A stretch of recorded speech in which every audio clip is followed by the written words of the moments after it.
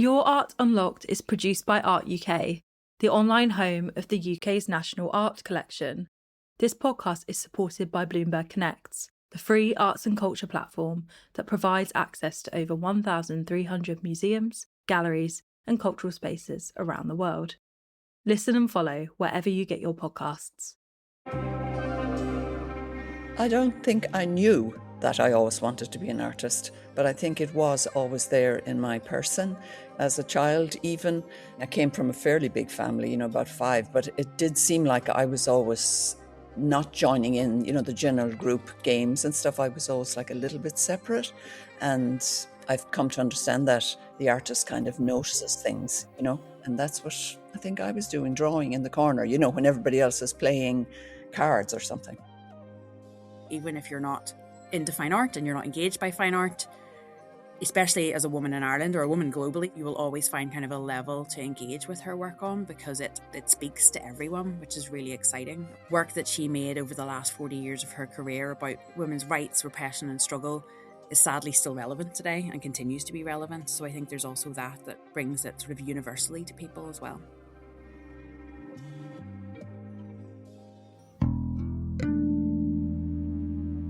Picture a small girl's party dress. It isn't frilly or fancy. There is maybe something a little 1950s about it. The sweet capped sleeves, the swishy skirt. There are no sequins or cartoon unicorns on this frock. Instead, you need to know it is made entirely of bees. Bees? Who would make a dress out of bees? And now that I have told you this, are you wondering about honey? Or are you thinking about stings? My name is Gemma Tipton, and this is Your Art Unlocked, a podcast that brings to life some of the more unexpected objects in museum collections. Today, we are going to get into the fabric of an unusual work called bee dress and meet the artist, Alice Maher. Bee dress is in the permanent collection at the Ulster Museum in Belfast, which is part of National Museums Northern Ireland. This is your art in your museums and galleries, so let's get to know it a little better. Now, we know this is a podcast, so if you want to look at this work for yourself as you listen, head to Art UK and search bee dress.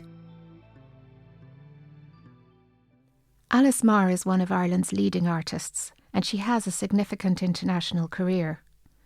Bee dress was made in 1994 and was acquired by the Ulster Museum in 2012, thanks to Arts Council of Northern Ireland's ongoing Gifted Collection programme. So, bee dress was made a generation ago in an Ireland that had yet to decriminalise homosexuality and where divorce was still illegal. It was in this environment that Alice began to use materials unusual to art: nettles, snails, thorns, berries, ice and bees. This allowed her to weave nature, history and myth into her increasingly powerful pieces. I asked Alice which came first, the idea or the availability of bees. How many bees does it take to make a frock, and why a dress in the first place? When you think of a little dress made of bees, how would that be to wear? Would it sting you all over and kill you? Or to wear it, would it give you the authority, the great authority of Gobnet, for instance, where the bees become your familiars and they protect you from everything that is threatening you from all around? Alice's starting point was actually to do with identity. Ideas are always her beginning, and she will work on different things in parallel until one comes to the fore to become her next art piece. Her studio in rural County Mayo in Ireland is a trove of books, pinned up images, notes, references, sketches and gathered objects. In the case of bee dress, Alice had been thinking about clothes, about how dresses represent and shape ideas of femininity. This had been coming through in a series of oil paintings of Irish dancing dresses she had made in the early 1990s. The huge dresses seemed to engulf the tiny bodies inside them, their hands sticking out of the sleeves, their little heads just peeping over the collars. She had also been thinking about systems of state repression of often very young women and their children through the mother and baby homes that had been set up across Ireland. Here's Alice to explain more. Irish dancing had been a big part of the formation of Irish identity post-revolution. I guess I was concerned with how identity is created. It's not always naturally there. And this kind of very stiff clothing was created for Irish dancers. I mean, originally people just danced as they felt like it. But then these rules were set, no physical movement except for the feet, wearing these very strict clothes with the Celtic designs on them and everything. This was like a creation of Irish identity. So I was interested in this notion of creation of identity, and the dresses kind of went with that. At the same time, she was fascinated by bees. Everything about bees. Bees as a social being, bees as a kind of busy hive mind, and the fact that they create honey, which is sustainable, beautiful, and used in sacrifice and in every kind of thing. It's always been important to humanity. And then in our own folklore, in Irish folklore, for instance, bees play a huge part in a lot of stories and myths, particularly the early saints who are kind of almost pre-Christian, and they have strange names like Gobnet.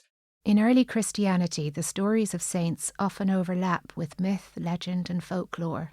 This is because stories and symbols are our way of understanding the world and of passing on that knowledge. Many of the issues we face today, power, oppression, control, resourcefulness, identity, nature, love, and care, are eternal.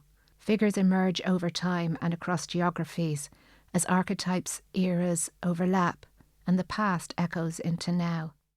This is a rich vein in Alice's work.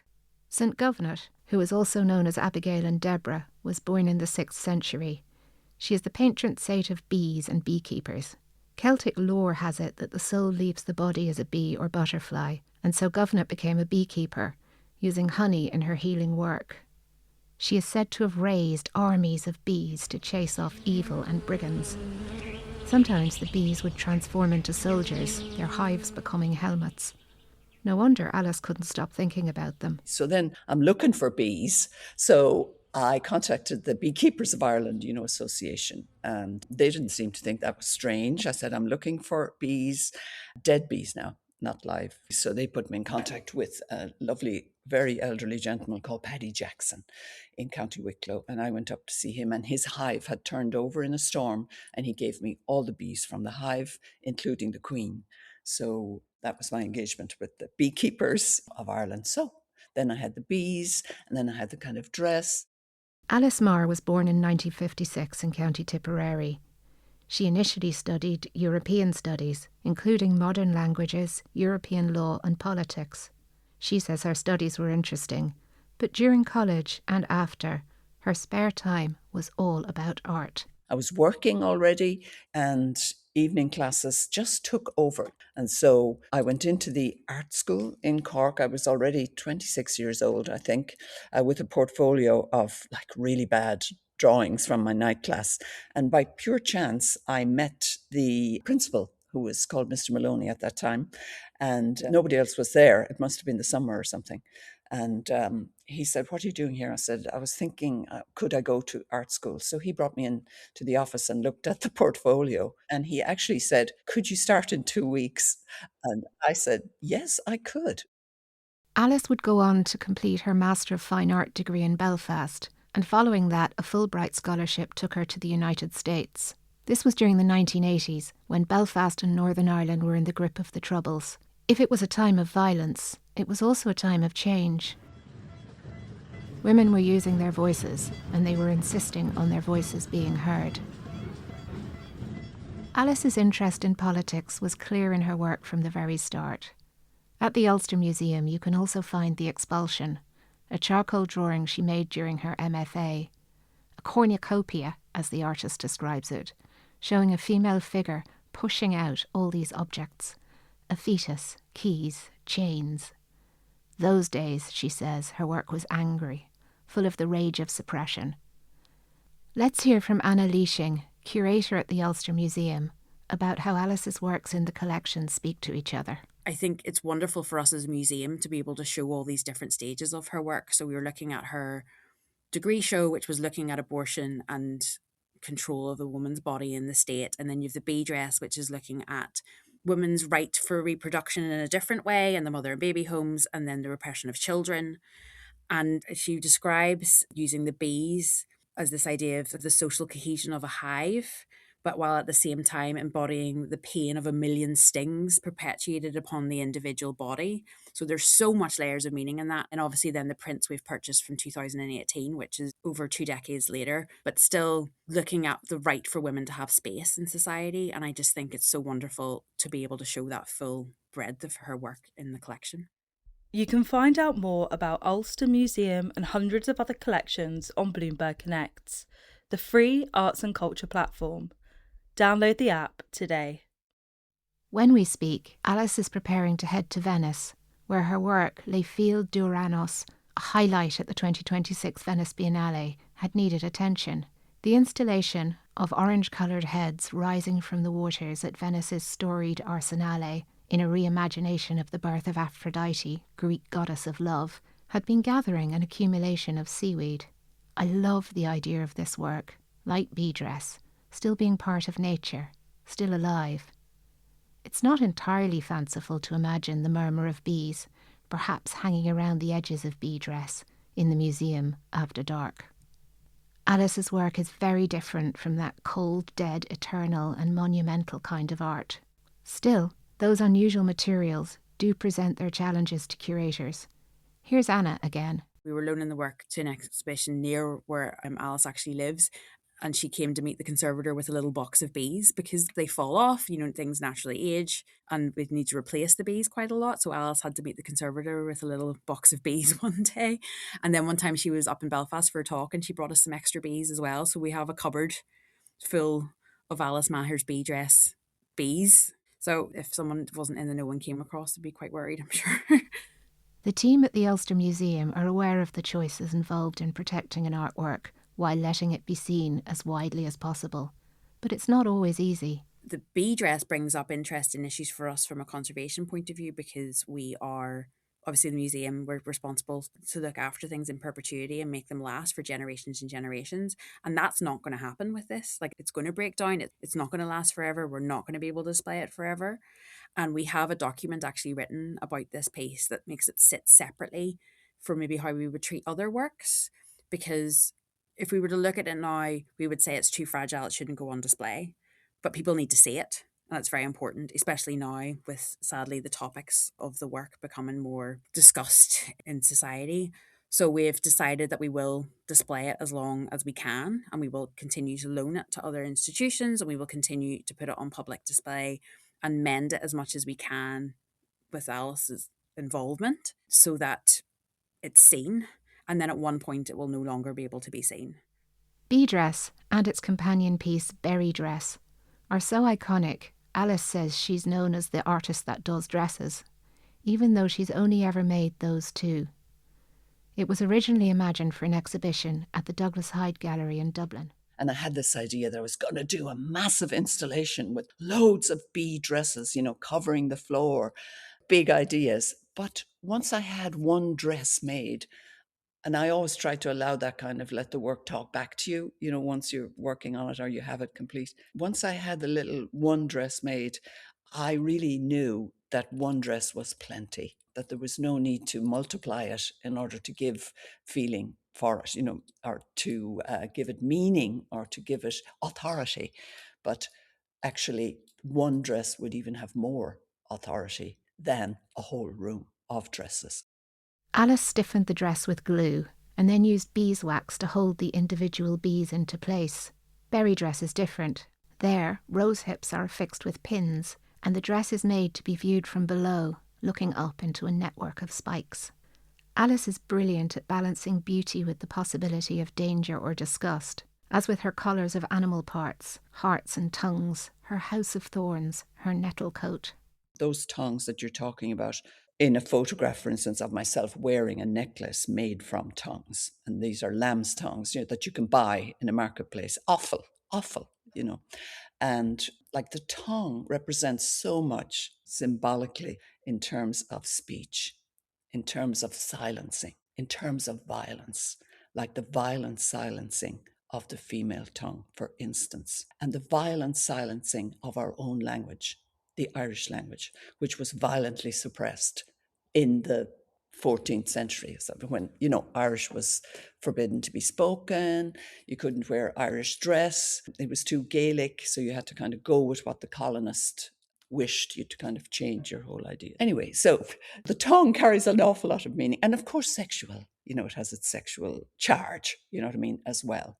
And to wear a necklace of tongues then is quite a defiant gesture as well. It could be seen as kind of violent, but I would think of it almost as a transformative gesture or a transformative image. It's like taking that which you are despised for or you are disempowered with, take that and wear it as a badge upon your body. So what is that saying? That is saying, you will not silence me.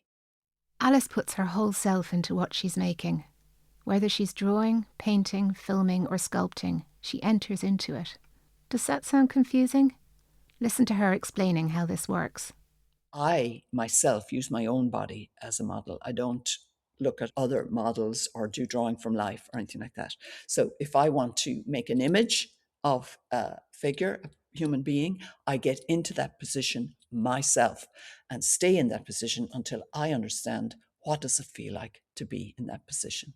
And that's when I make that figure. Not by looking outside myself at something else and copying it. It's by going into myself and understanding what does it feel like to have a body? What does it feel like to be in that position? Where is the discomfort? Where is the weight? And so on. This artistic empathy and strong sense of justice has also shaped Alice's work as an artist activist, and she was instrumental in setting up the artists' campaign to repeal the Eighth Amendment in 2018. The Eighth was an amendment to the Irish Constitution that meant women could be prosecuted for accessing reproductive health care, even outside Ireland. After the successful campaign, the banners Maher and her fellow artists made were acquired by the state for the National Museum of Ireland.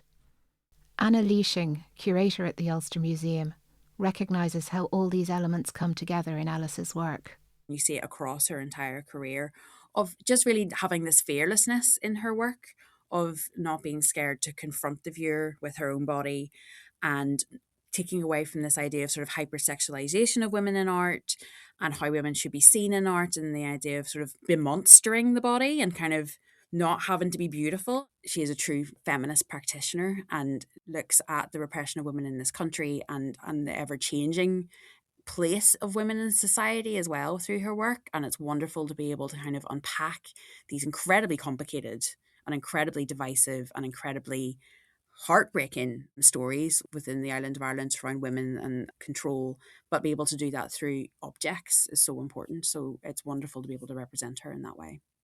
Alice describes a thread, like Ariadne in the labyrinth, running through her work.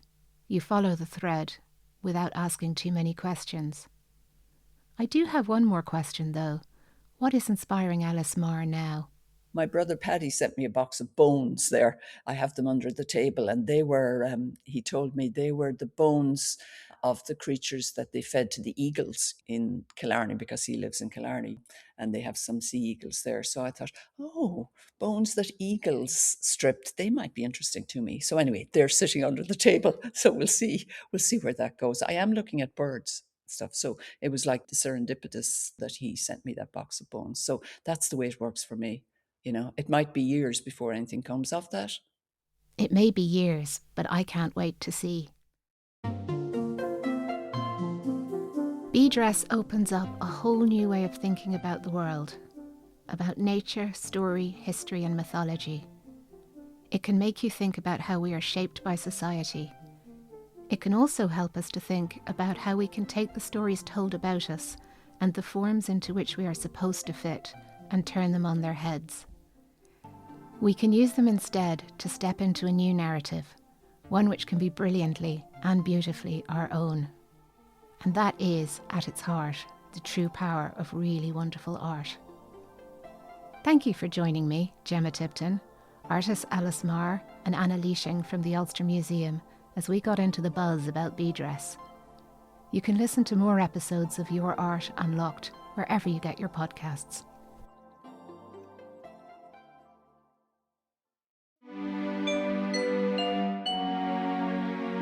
Your Art Unlocked is produced by Art UK, the online home of the UK's national art collection, supported by Bloomberg Connects. Explore more art at artuk.org.